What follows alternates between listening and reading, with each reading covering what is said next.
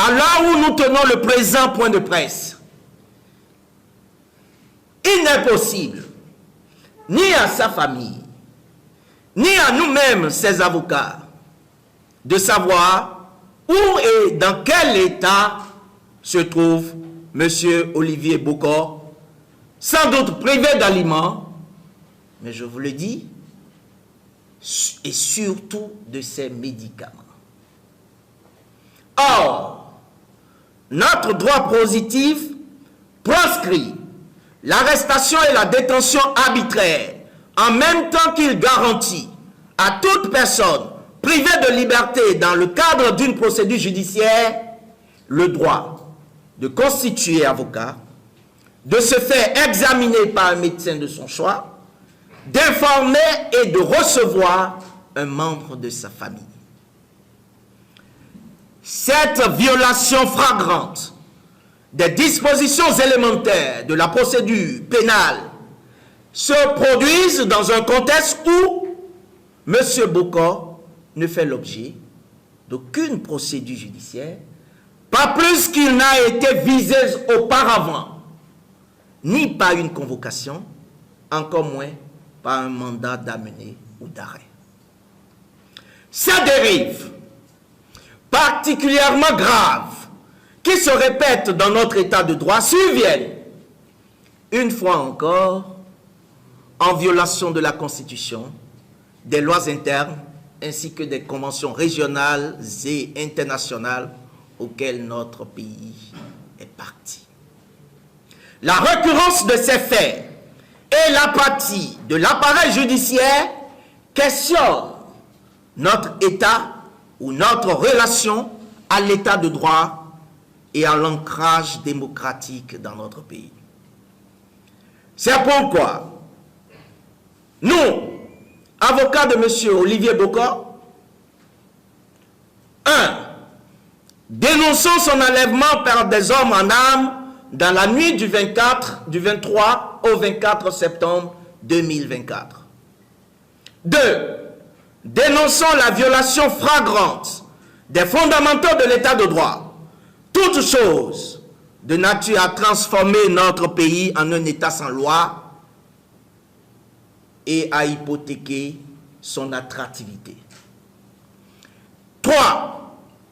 Exigeons des autorités politico-judiciaires de notre pays des déclarations immédiates quant au lieu et conditions de détention de M. Olivier Bokor et quant aux faits qui lui sont reprochés. 4. Prenons à témoin les instances nationales, régionales et internationales garantes du respect des droits fondamentaux de la personne humaine et de la démocratie véritable, ainsi que le peuple béninois. De tout ce qui précède,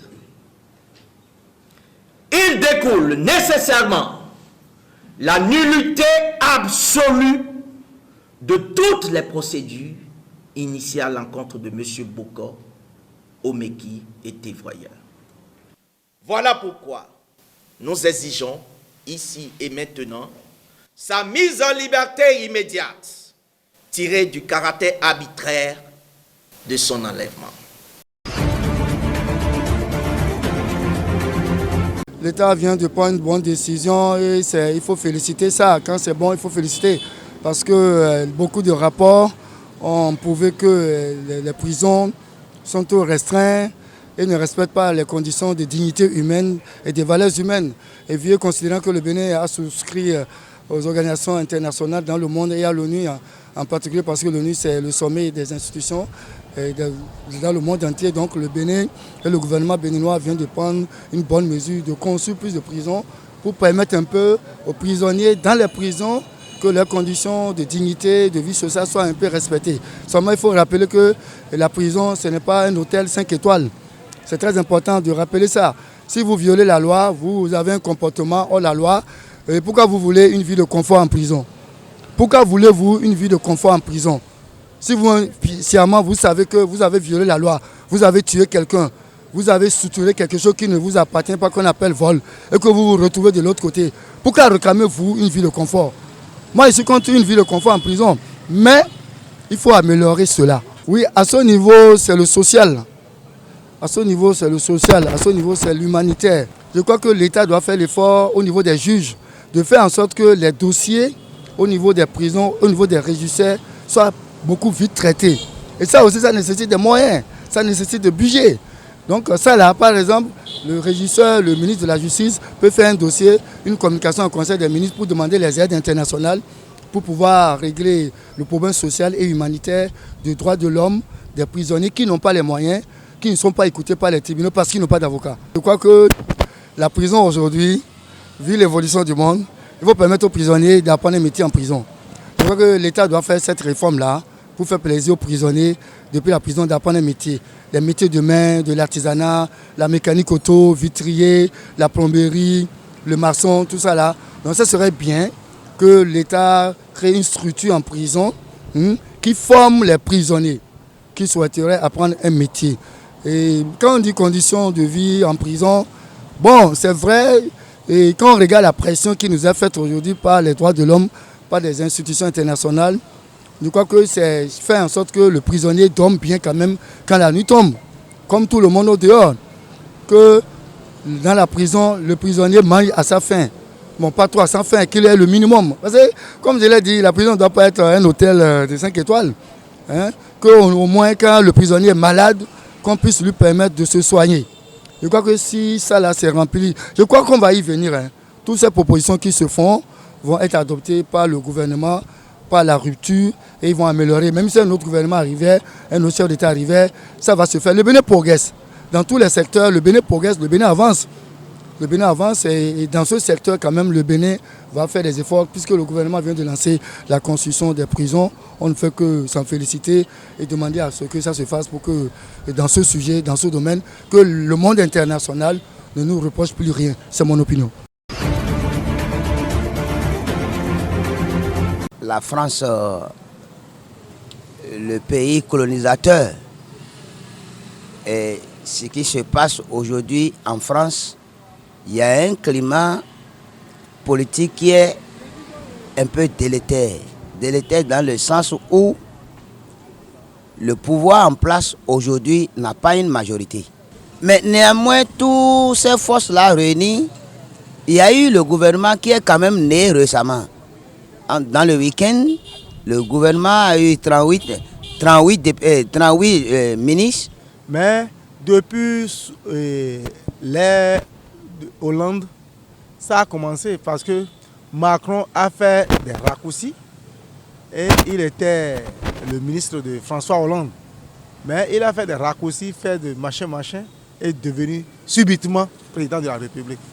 Donc, il a dribblé ses aînés. Et c'est comme ça. Tous ses rôles, c'est de dribbler. Quand Macron a nommé Michel Barnier à la Matillon, pour que Michel Barnier revienne à sa cause. C'est le front de la gauche et des insoumis là, c'est eux qui sont venus en tête. Et c'est le parti de Macron qui vient en deuxième position. Et les gens de l'extrême droite, Badela, ils sont en troisième position. Et maintenant, le parti de l'actuel Premier ministre Barnier, eux viennent en quatrième position. Comment ceux qui viennent en quatrième position et ceux qui en deuxième position, c'est eux qui vont gérer le pays? Non, ça ne peut pas marcher. Ça ne peut pas marcher. Tout au moins, ils devaient donner le poste de Premier ministre au front de gauche là. On va le destituer. Il est à peu près, il tend vers la fin de son mandat. Mais pourquoi le destituer? Moi, je ne vois pas l'importance. Il faut qu'on le laisse, il faut qu'on travaille avec lui pour qu'à l'avenir, vous unissez et vous faites échouer son plan politique. Mais de dire, on va le faire échouer, on va le destituer, ça, je sais que ça ne va pas aboutir. Tu as vu?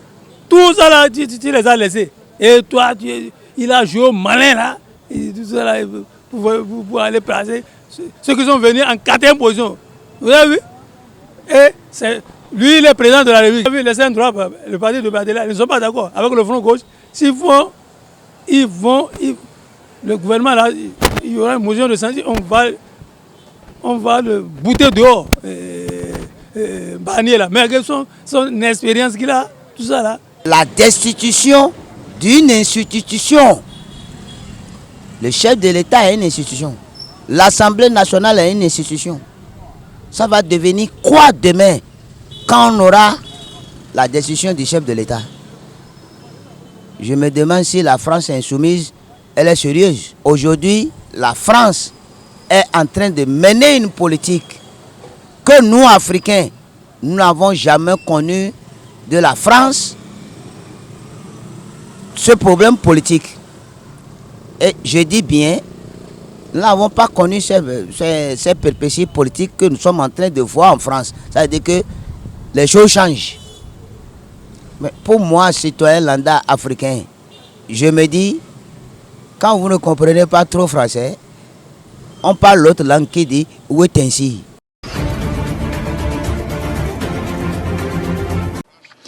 L'invasion massive de l'Ukraine par la Russie en février 2022.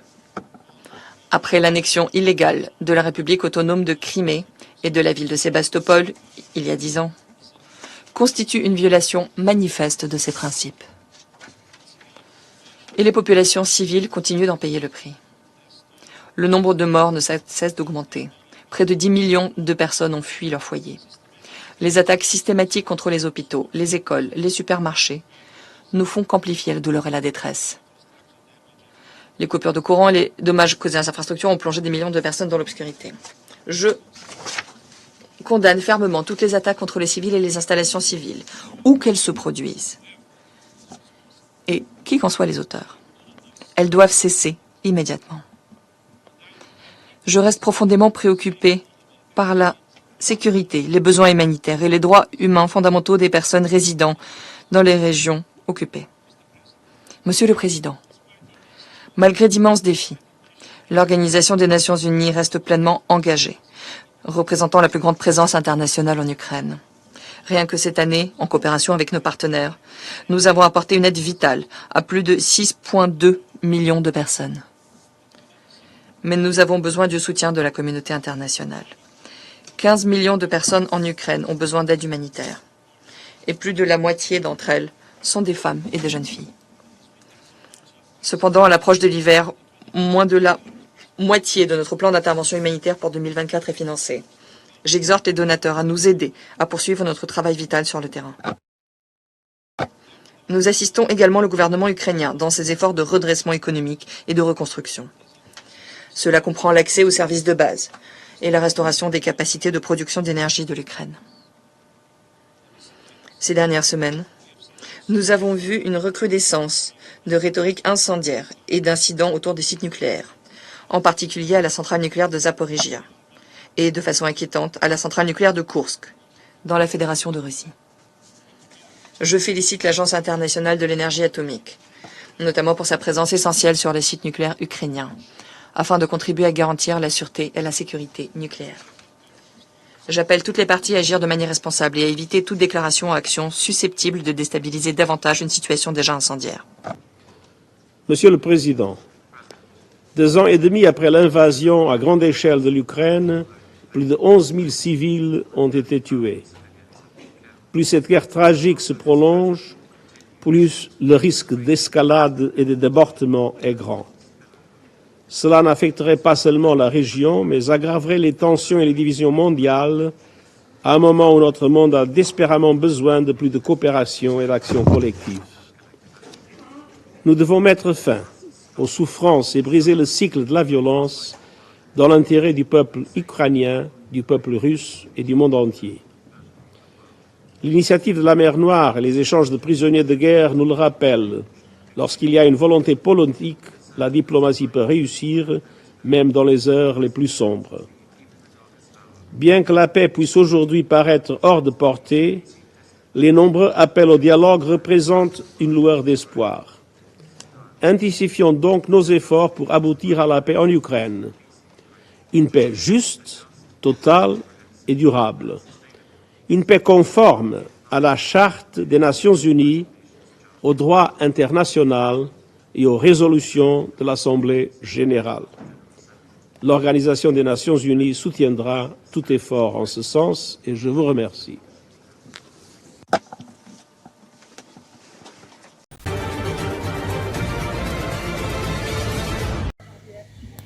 La quête d'or du Ghana, soutenue par des pratiques d'extraction irresponsables, a atteint un tournant critique. Les terres agricoles, surtout dans les zones productrices de cacao, sont détruites et 34 réserves forestières décimées.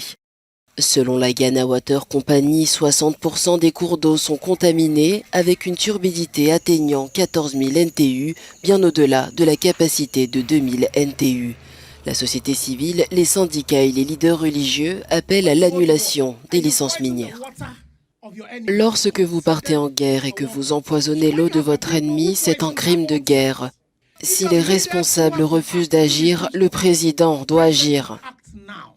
Il faut mobiliser l'armée pour évacuer tous ceux qui se trouvent dans les cours d'eau. Tous les permis d'entrée accordés pour miner dans des zones de biodiversité importantes doivent être annulés. Alors que la Ghana Water Company alerte sur une éventuelle nécessité d'importer de l'eau d'ici 2030, les enjeux atteignent des niveaux alarmants. Les syndicats se lanceront d'urgence dans une série de manifestations et une grève nationale si le gouvernement ne s'attaque pas à nos préoccupations d'ici la fin du mois. Selon des experts, la pollution de l'eau par des produits chimiques dangereux comme le plomb accroît l'urgence d'une intervention pour protéger durablement la santé des Ghanéens. Nous sommes entre la vie et la mort et nous devons choisir. Si nous choisissons l'illégal, nous choisissons la mort. Nos ressources doivent être protégées. Reste à voir si le gouvernement ghanéen sera en mesure d'éviter une crise majeure.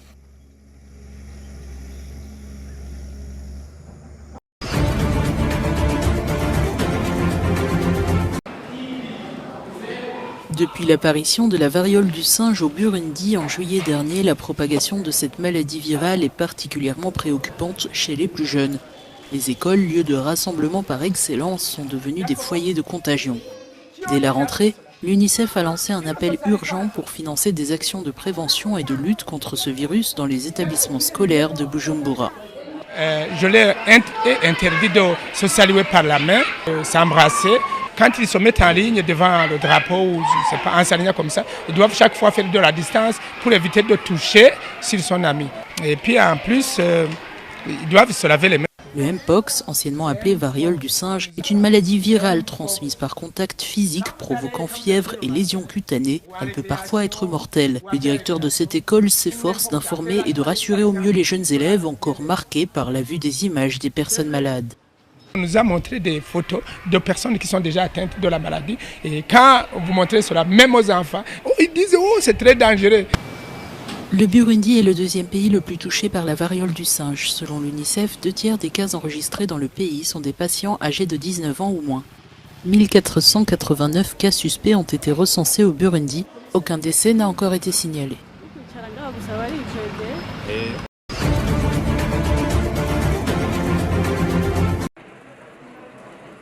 Omar el-Béchir a été transféré de prison pour raison médicale. L'ancien dictateur soudanais renversé par l'armée il y a 5 ans a été déplacé le 19 septembre de sa prison au nord d'Omdurman, à l'hôpital de Merowe dans l'état voisin. Âgé de 80 ans, il souffrirait de complications dues à son âge, nécessitant des traitements qui étaient indisponibles à la base militaire de Wadi Sidna, son ancien lieu de détention. Le transfert a été demandé par l'équipe juridique d'Omar el-Béchir. 2 de ses anciens collaborateurs, l'ancien ministre de la Défense et l'ancien ministre des Sports, ont également été transférés en même temps. 3 semaines plus tôt, c'était son ancien vice-président qui était amené au même hôpital à 450 km de Khartoum. Ces transferts interviennent alors que le conflit entre les deux belligérants se poursuit au Soudan et entame son 17e mois.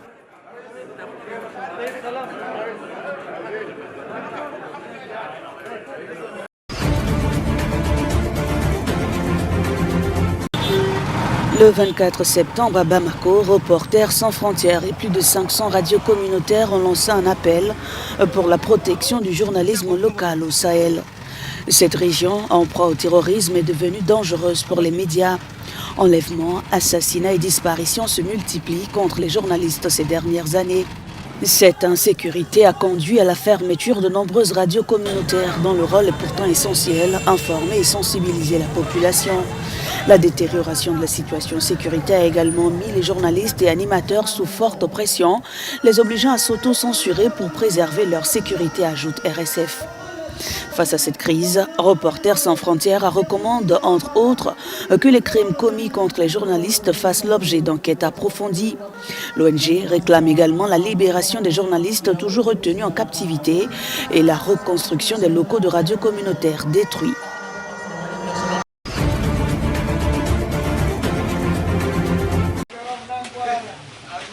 L'Organisation mondiale de la santé a signalé près de 30 000 cas suspects de variole en Afrique depuis le début de l'année.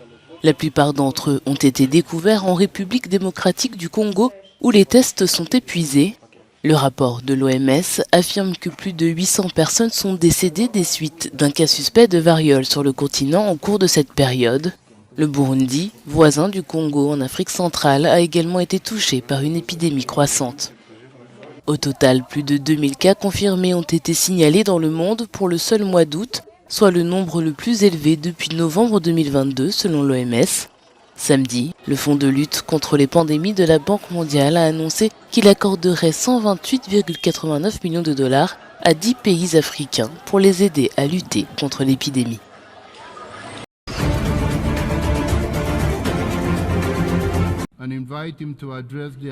Le président brésilien Lula a ouvert l'Assemblée générale de l'ONU mardi en exhortant le monde à faire davantage pour lutter contre le changement climatique.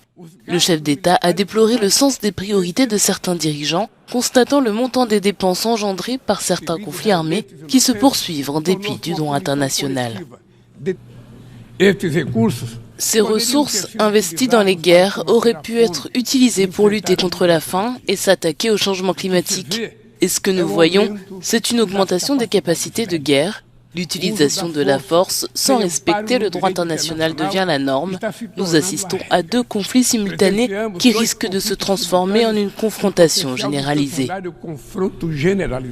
38 000 incendies ont été recensés le mois dernier en Amazonie brésilienne, soit le nombre le plus élevé pour un mois d'août depuis 2010. La fumée étouffe les habitants de nombreuses villes, dont la métropole de Sao Paulo, située à des milliers de kilomètres. Les ouragans dans les Caraïbes, les typhons en Asie, la sécheresse et les inondations en Afrique et les pluies torrentielles en Europe laissent dans leur sillage une traînée de morts et de destruction.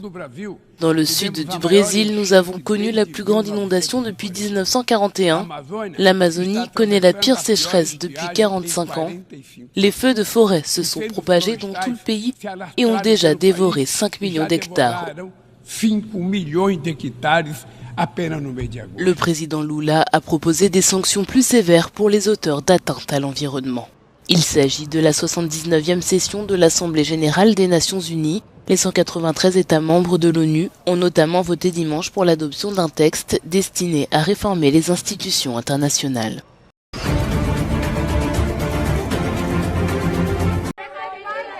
Alors que le monde est secoué par des conflits dévastateurs et des crises humanitaires, le président américain Joe Biden a pris la parole à l'Assemblée générale de l'ONU pour appeler l'urgence d'agir. Dans un discours qui ne manquera pas de marquer les esprits, le président en fin de mandat a souligné mardi la responsabilité collective des nations pour mettre fin aux guerres et prévenir de futures crises. Il est temps d'aller de l'avant. Le Conseil de sécurité de l'ONU doit se remettre au travail pour établir la paix, conclure des accords, mettre fin aux guerres et aux souffrances. Nous devons arrêter la propagation des armes dangereuses, stabiliser les régions troublées, de l'Afrique de l'Est à Haïti, en soutenant les efforts du Kenya aux côtés du peuple haïtien. Nous avons aussi la responsabilité de préparer nos citoyens à l'avenir. Et à mon avis, les 2 à 10 prochaines années verront plus de changements technologiques que les 50 dernières. L'intelligence artificielle transformera nos modes de vie, de travail et de guerre. Face aux défis colossaux du monde actuel, des conflits armés aux révolutions technologiques imminentes, le président américain a exhorté la communauté internationale à se préparer aux transformations majeures à venir. Il a réaffirmé l'engagement des États-Unis à y faire face activement.